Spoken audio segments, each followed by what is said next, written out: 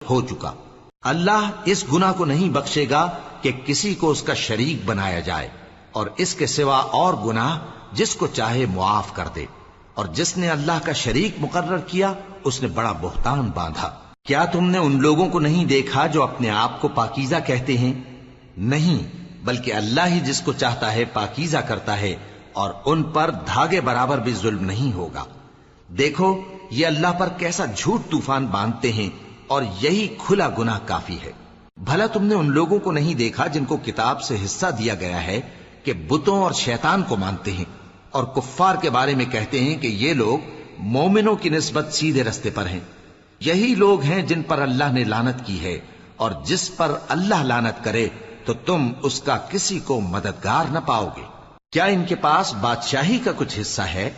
اس صورت میں تو یہ لوگوں کو تل برابر بھی نہ دیں گے، یا جو اللہ نے لوگوں کو اپنے فضل سے